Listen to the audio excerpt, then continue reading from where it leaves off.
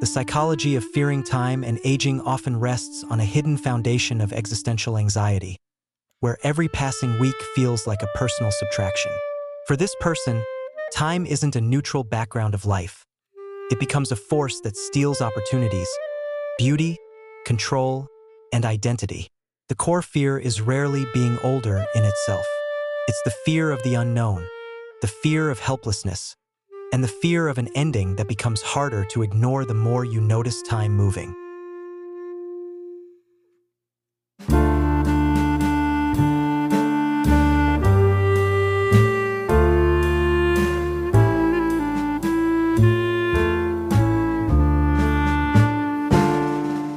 Modern culture intensifies that fear by treating youth like the only valid form of success. It teaches people that value has an expiration date, that being relevant means being young, and that wrinkles aren't natural, they're failures. So the mind starts trying to freeze time. It clings to mirrors, routines, achievements, and external proof that nothing is changing. But that creates an inner war. Instead of living in the present, the person spends their emotional energy fighting a process that can't be stopped. And often, the most intense fear of time points to something even deeper: dissatisfaction with how the past was lived. People who feel they didn't become who they were meant to become don't fear aging like a calendar problem. They fear it like a final judgment. Time becomes a reminder of missed chances, delayed dreams, and years spent living for someone else's script. So every age milestone feels like a deadline. Not a birthday, but a verdict. If you've ever felt your chest tighten when you realize another month is gone, or if you've ever looked at an old photo and felt a sharp grief that surprised you, you already understand this fear. It doesn't always show up as panic. Sometimes it's subtle. You scroll through your life like it's a timeline, measuring yourself against invisible expectations. You get stuck in, "I should have done more by now." You see someone younger succeed, and it feels like proof that you're running out of time. And suddenly, aging isn't just a number. It becomes a threat to your sense of worth. To understand why this fear can feel so powerful, you have to look at how the brain handles uncertainty. The human brain is designed to reduce unpredictability because unpredictability once meant danger. Your nervous system doesn't only react to what is happening, it reacts to what might happen. And aging is loaded with might. Might lose health, might lose attractiveness, might lose control, might lose relevance, might lose time. So when the mind can't predict what's coming, it fills the future with worst-case scenarios, not because you're dramatic, but because your brain is trying to prepare you for survival. That's why people who fear aging often obsess over control. They don't just want to look young, they want to feel safe. They want to feel like life is still predictable, still manageable, still theirs. You can see it in small behaviors. Checking your face in different light, researching anti-aging routines at 2 a.m., comparing yourself to others, or feeling weirdly emotional when you notice a new line, a new gray hair, or a new ache. The object isn't the wrinkle. The object is the message your brain attaches to it. Things are changing, and you can't stop it. There's also a cognitive trap here called time scarcity. When the brain believes time is running out, it doesn't become calm and efficient. It often becomes anxious and rigid. You start trying to squeeze meaning out of every day, but the pressure kills the joy. You begin living like you're always late. You rush through experiences instead of feeling them. Even relaxation becomes stressful because rest feels like wasting time. It's a painful irony. The fear of time makes you lose the time you actually have. A lot of people describe this fear as, "I'm scared of getting old." But psychologically, it can be broken into several different fears that hide underneath. One is the fear of losing your identity. If you built your self-worth around being admired, being desired, being productive, or being the young one, then aging feels like losing your role in the world. Another is the fear of regret. Not regret like, "I should have traveled more," but regret like, "What if I never become who I wanted to be?"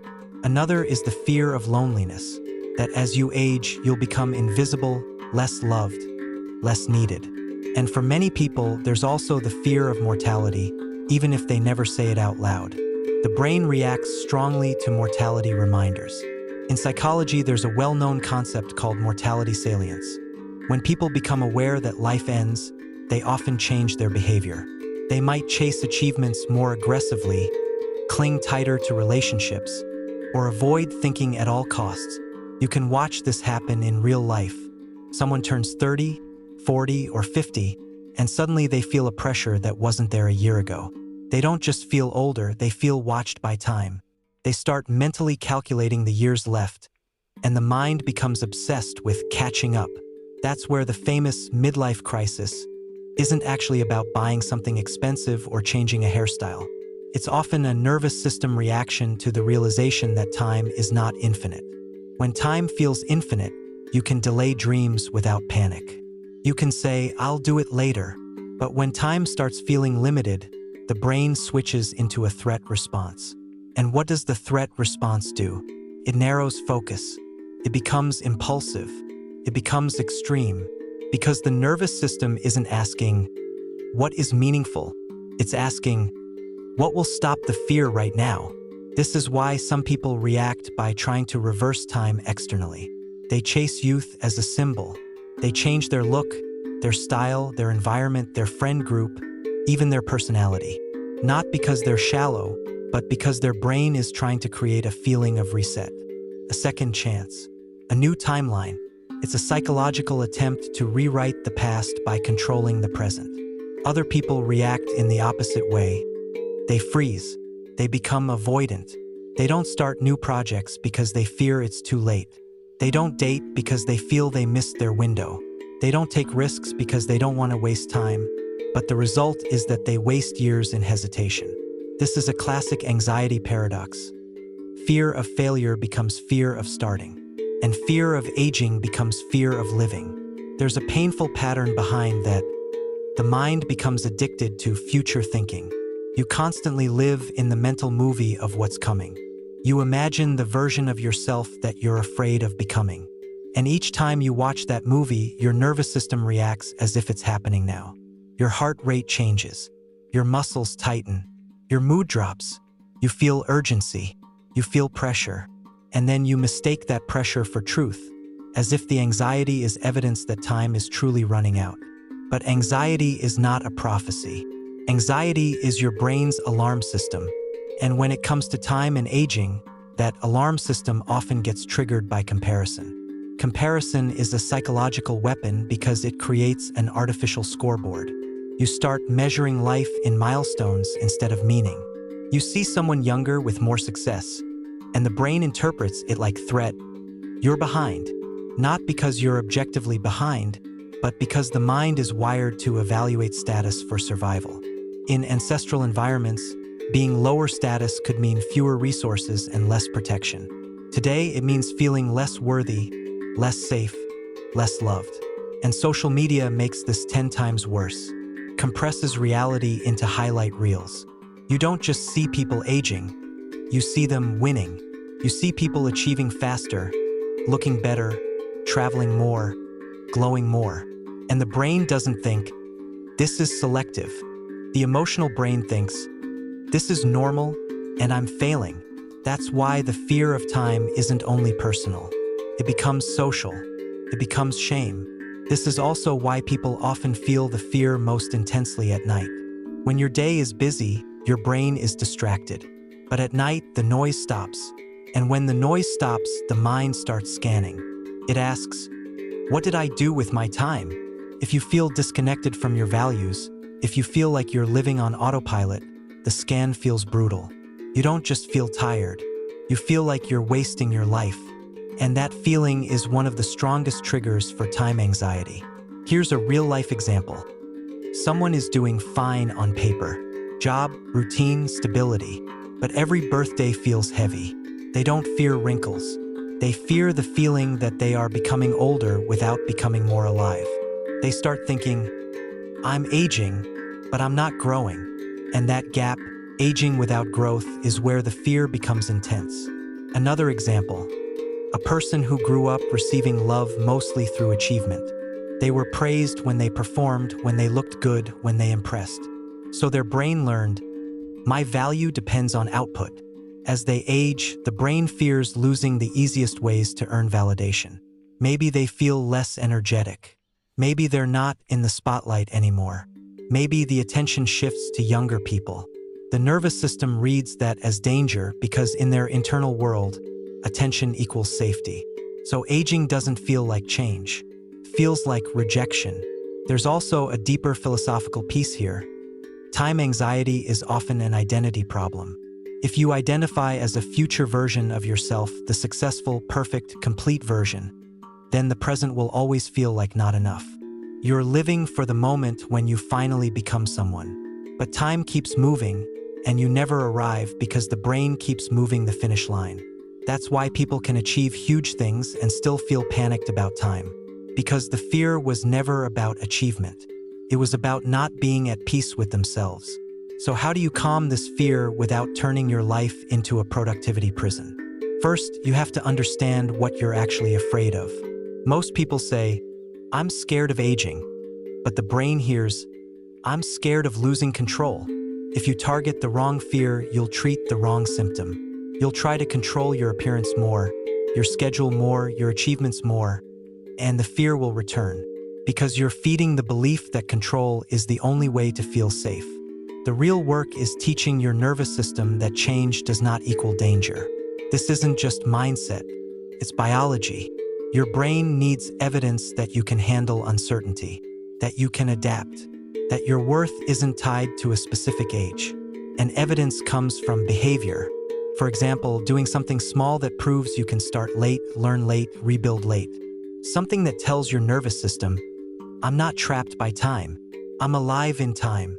A powerful psychological shift is moving from time as a judge to time as a medium. Time is not your enemy. It's the space where life happens. When you treat time like a judge, you're constantly evaluated. When you treat time like a medium, you become a creator inside it. The difference changes everything. One creates fear, the other creates agency. Another important step is separating aging from decay. Many people unconsciously equate aging with loss, but aging also means integration, emotional maturity, less tolerance for nonsense, stronger boundaries, deeper confidence, a clearer sense of what matters. The brain tends to focus on what it might lose because threat bias is built into survival.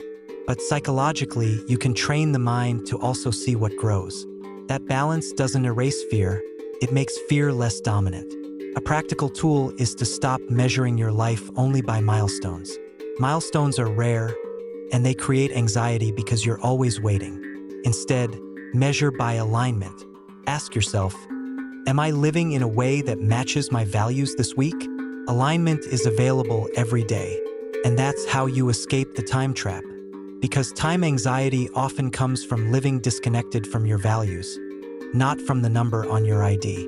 There's also a concept called symbolic immortality. Humans cope with time by creating meaning that lasts beyond the present moment. Relationships, creative work, contribution, legacy. The healthier version of legacy isn't obsession with being remembered.